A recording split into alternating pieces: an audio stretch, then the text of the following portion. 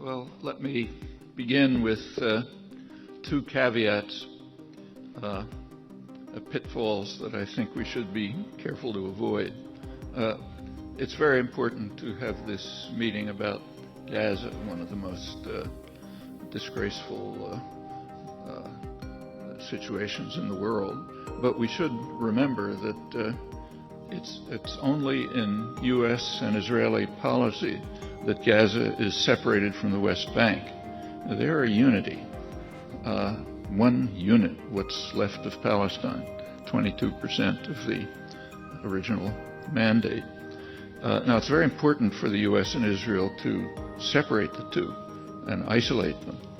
For one thing, that means if there ever is some kind of a political settlement, the West Bank will be deprived of any access to the outside world. It will be imprisoned. It won't have a seaport. It'll essentially be contained by two enemies. So there is a strategic reason for the long-standing and intense effort to distinguish Gaza and the West Bank, to keep them apart, to ban transport, and also kind of ideologically to make them seem as if they're two different places. They aren't, outside of U.S.-Israeli ideology, and we should be careful not to resist that, I think. Another division that I think it's important to resist is between U.S. and Israel. So there's a lot of, now we constantly talk, rightly, about Israeli crimes, but that's highly misleading because they are U.S.-Israeli crimes.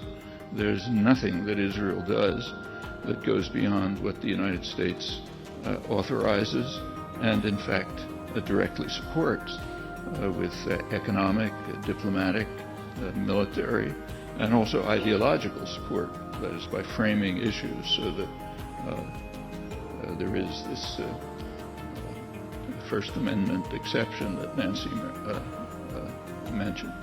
So these are U.S.-Israeli crimes. If we talk about Israel, we should remember we're talking about ourselves. It's not like talking about crimes of China. These are very important to keep in mind. Now, turning to Gaza and the West Bank, the separation of Gaza and the West Bank is part of a much more general policy, a policy of fragmentation of the residue of Palestine, so that it cannot hope to emerge as a viable entity. Separating Gaza from the West Bank is one part of it. Gaza, as Nancy pointed out, has been converted into a prison. The screws are being steadily tightened so that it becomes a maximum security prison, something like Guantanamo. It's kind of a little odd on the side that there's been so much horror in the United States about Guantanamo. It's not very different from the maximum security prisons that the United States runs, and we're unique in the world, in the Western world, in having an incarceration system of this kind. So it's not just becoming a prison, it's becoming something like a maximum security prison, which is basically a torture chamber. It's under constant siege, very harsh and brutal siege. A siege is an act of war. Of all countries in the world, Israel surely is unusual in recognizing that. It twice launched a war on the grounds that 56 and 67, on the grounds that its access to the outside world was very partially restricted. That was considered a crime, and total siege is, of course, a much greater crime. So it's a major war crime that we're carrying out. Supplies, as you just heard, are restricted so that you have bare survival. There's constant and systematic attacks on all the borders, including the coastline, to drive the population inland. On the borders, that takes away the limited arable land. On the sea, what it has done is drive the fishing fleet to a couple of kilometers from the shore, where fishing is impossible because of the conditions that Nancy described. After the destruction of the sewage systems, the power systems, the other infrastructure, fish can't survive and people can't survive near the sea, so that destroys the fishing industry, and it contains Gaza even more narrowly. Again, part of the policy of imprisonment. It sounds like sadism, and it is, but it's kind of rational sadism. It's achieving a well understood and carefully planned the end of U.S. and Israeli policy. There are also regular atrocities, special atrocities, just to keep showing who's boss. So, end of September, Israeli troops entered northern Gaza and kidnapped 5 children, brought them over to Israel. They disappeared into the Israeli prison system.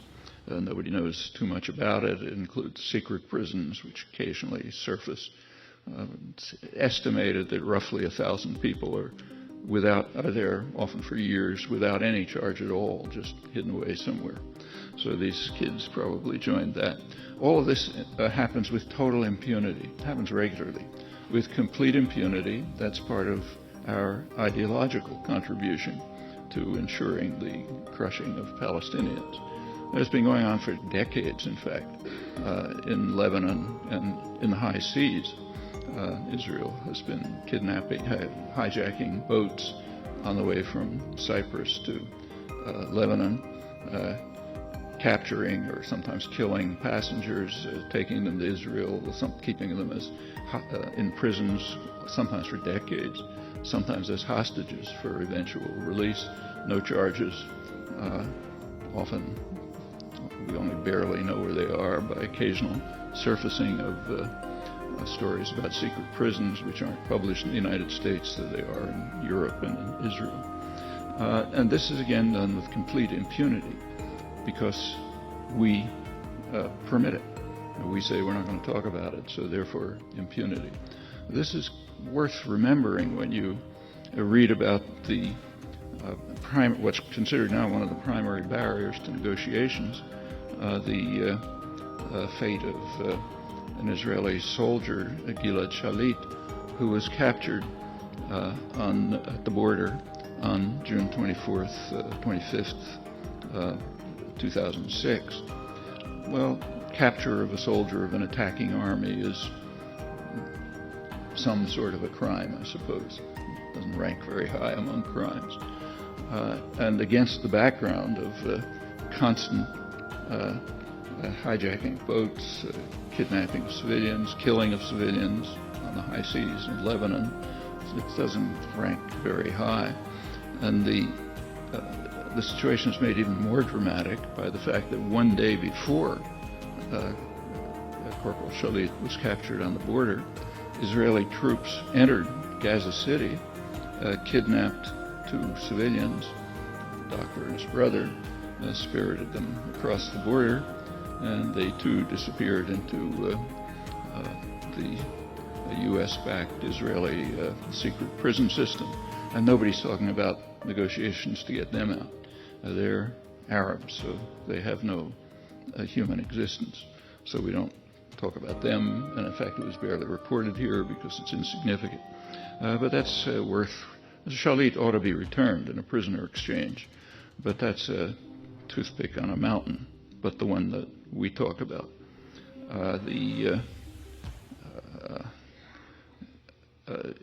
And other crimes just go on regularly. Like a few days ago, you may have read that Israel banned the shipment of cooking gas into Gaza.